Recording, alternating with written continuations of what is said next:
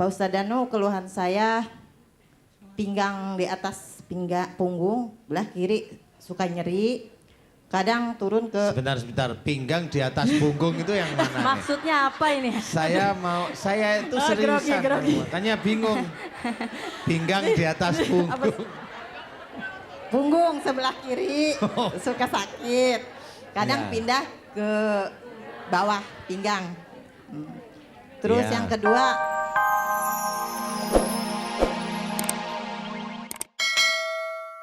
Biasanya kalau yang namanya lapar itu dekat dengan kufur, biasanya seperti itu. Jadi kita lindungi awalnya dari kelaparan. Kemudian kalau memang beliau sudah merasa nyaman dengan sebagian dari harta-harta kita atau saudara-saudara kita yang kita berikan kepada beliau, baru kita isi dengan keimanan, kita isi dengan pengajian, kita isi dengan nasihat agar jangan lalai kepada Allah. Nah, disinilah salah satu perlindungan kita kepada janda-janda dan saudara-saudara kita yang pada saat itu memang dalam kondisi miskin. Nah, melindungi ini banyak. Ada yang caranya para laki-laki nih, kalau saya bilang laki-laki nih, Iya, bukan Ustaz. bapak-bapak. Ya kan? Ya. Biasanya janda-janda ini dilindungi dengan dinikahin. Nah itu ya. Iya Janda yang agak tua disantuni, yang Disantuni, muda yang muda dinikahi gitu ya. Kenapa Pinter ketawa Ustaz? juga ini ya Lulu. Iya. Jadi kalau yang tua kalau yang tua disantunin, yang muda dinikahin. Coba dibalik ya. Yang muda disantunin, yang tua dinikahin. Nanti dia akan bilang, dapat apa nih gue? Gitu ya. Tapi silahkan, yang penting niatnya karena Allah ya, karena Allah. Bener karena Allah, mau yang tua disantunin atau dinikahin, mau yang muda disantuni dinikahin karena Allah. Yang penting jangan lebih dari 4. Iya kan? Iya Ustaz. Nanti kalau lebih dari 4 kita udah salah, nanti ada yang diprotes kayak kemarin-kemarin tuh ya. Iya. Dari MUI itu ya. Nah itu nggak boleh. Jadi melindungi ini banyak cara. Boleh dinikahin silahkan. Karena memang pada waktu itu zaman Rasulullah, memang Rasulullah menikahi janda ini bukan karena nafsu, tapi karena untuk melindungi. Beda dengan zaman sekarang ya. Zaman sekarang itu maunya apa ya Dak ya Lulu Ya gitu deh. ya gitu deh gitu ya, nggak bisa diceritakan.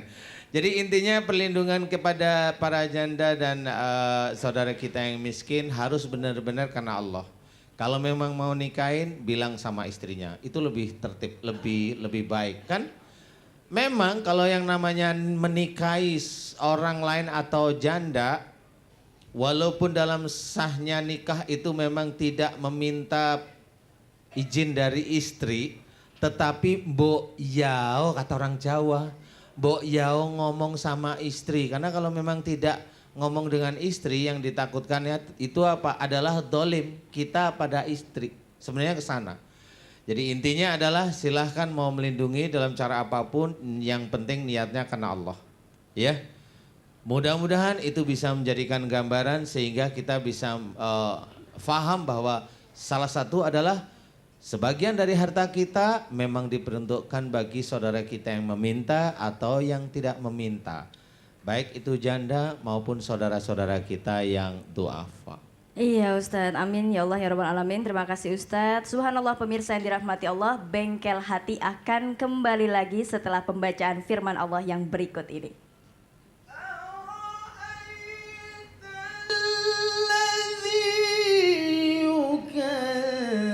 Alhamdulillah pemirsa yang dirahmati Allah, masih bersama kami di Bengkel Hati. Subhanallah, tadi Ustadz Danu sudah memaparkan panjang lebar tentang bagaimana sih melindungi janda-janda dan juga orang miskin. Jadi tergelitik hati saya untuk bertanya, Ustadz, Iya. kenapa sih kok yang disantuni hanya janda-janda saja? Kenapa enggak duda-duda juga gitu Ustadz? Padahal Ustadz banyak sekali zaman sekarang musim duren gitu ya, alias duda-duda keren gitu. Gimana Ustadz? Kalau itu nggak dibahas saja. Iya, iya, Nanti Ustaz. Daiyah Lulu aja bahas di belakang layar di sama belakang, saya Ustaz, aja. ya. Ya. Ini jadi katanya dibahasnya belakang layar aja ya. Oke Ustadz, sepertinya jamaah kita ada yang mau konsultasi. Siapa ibu dari Bekasi langsung ke Cikumpa yang mau konsultasi? Ayo siapa? Siapa bunda? Boleh tunjuk tangan? Oke sip, saya di sana ya. Oke, maaf bunda tolong dioper mic-nya. Oke, boleh berdiri ibu, namanya siapa, dari mana asalnya, silahkan. Assalamualaikum Oke. warahmatullahi wabarakatuh. Waalaikumsalam warahmatullahi wabarakatuh. Nama saya Bu Aam dari Bekasi. Pak Ustadz Danu, keluhan saya pinggang di atas punggung belah kiri suka nyeri. Kadang turun ke Sebentar, pinggang di atas punggung itu yang mana nih? Maksudnya apa ini? Saya itu Oh, seriusan, grogi. makanya bingung. Pinggang di atas punggung. punggung sebelah kiri suka sakit. Kadang Ya. pindah ke bawah pinggang. Terus Ya. yang kedua, maaf suka banyak keputihan juga Pak Ustadz Danu. Saya mohon solusinya. Suka keputihan maksudnya. Iya, Ibu Aam ya namanya ya. Iya. Betul. Bu Aam sudah punya suami Sudah berapa kali? satu kali, cuman udah almarhum pas kemarin tahun baru kecelakaan. Ibu Aam, kalau sakit di daerah punggung nih, insya Allah itu hanya berhubungan dengan kemarahan aja. Kalau itu ada di daerah bau, punggung yang dekat bau, itu hubungannya dengan kejengkelan yang berhubungan dengan pekerjaan yang dikerjakan ibu. Pekerjaan dikerjakan itu bisa pekerjaan di rumah bisa, pekerjaan di kantor bisa. Jadi kalau ibu melakukan suatu pekerjaan yang berhubungan dengan orang lain, kalau orang lain itu belum mampu mengerjakan atau nggak ngerjain, ibu tuh gampang sekali jengkel. Walaupun ibu diem. Atau ibu ngomel, ini sama aja deh. Paham ya Bu, Iya. Bu Am? Iya. Nah kalau yang di daerah pinggang, daerah punggung yang agak bawah itu hubungannya dengan keluarga, bisa aja dengan suami, bisa aja dengan anak-anak yang merasa ibu itu jengkelin. Nah pertanyaan saya, mana yang benar di antara ibu melakukan pekerjaan, ada ya anak atau suami atau temen yang belum mampu ibu jengkel, itu yang di atas, daerah atas, sama yang agak di bawah itu sering memang jengkel di dalam rumah tangga. Yang mana nih Bu? Di dalam rumah tangga. Di dalam rumah tangga. Iya. Berarti relatif ibu sering jengkel dengan putra ibu atau dengan suami dulu? Almarhum suami. Oh, seringnya memang sama almarhum suami ya? Iya betul. Waktu meninggal ibu sedih nggak? Apa ibu seneng? Ya sedih banget lah Pak Ustadz. Hah? Sedih banget, badar-badar banget. juga mendingan ada. Oh gitu, karena kalau ada kan bisa dimarah-marahin lagi ya Bu ya. Ibu gimana sih? Harusnya kalau sering jengkel sama suami, kalau suaminya meninggal tuh seneng harusnya. Enggak lah Pak Ustadz. Lah iya makanya dikasih Allah itu suami baik-baik, kok ya dimarahin. Makanya Allah mengambil, kalau dimarahin sedih, malaikatnya ketawa. Bohong nih kalau sedih gitu. Bu Aam, disitulah kita harus memahami, jangan kita sering jengkel dalam keluarga atau dengan suami atau kita dengan istri.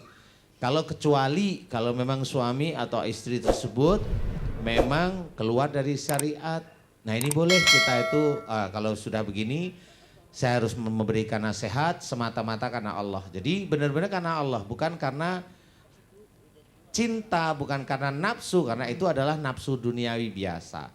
Nah Ibu Aam, nanti selesai dari acara ini pada waktu sholat wajib atau ibu bisa melakukan pada waktu sholat sunnah tahajud, ibu mohon ampun pada Allah. Ya Allah, jika sakit yang ada di punggung atas dan punggung bawahku, jika itu disebabkan karena sering jengkelnya aku kepada almarhum suamiku, aku mohon ampun kepadamu. Hanya itu aja. Paham ya? Jadi doa itu diulang dengan tenang, diulang dengan santai. Ibu mau nangis, nggak apa-apa, silakan nangis pada Allah, karena memang itu hal yang normal-normal aja, ya. Iya. Ibu yang sedih nggak Oke. cuma ibu aja, tanya sama Dayah dulu lah. Oke, ha. Makasih banyak Pak Ustadz. Mudah-mudahan nasihat saya bisa Iya. manfaat untuk ibu. Ya, amin. Amin. Aam, ya. Allah, Amin, Rabbal ya. Alamin. Makasih banyak Pak Ustadz. Ya. Iya, Bu. Assalamualaikum warahmatullahi wabarakatuh. Waalaikumsalam warahmatullahi wabarakatuh. Subhanallah, alhamdulillah, terima kasih Ustadz Danu. Itulah dunia. Ad-dunya darul imtihan. Dunia adalah tempat kita diuji, dicoba, suka, duka, bahagia dan tangis semuanya. Insya Allah semuanya kita kembalikan kepada Allah. Innalillahi wa inna ilaihi raji'un.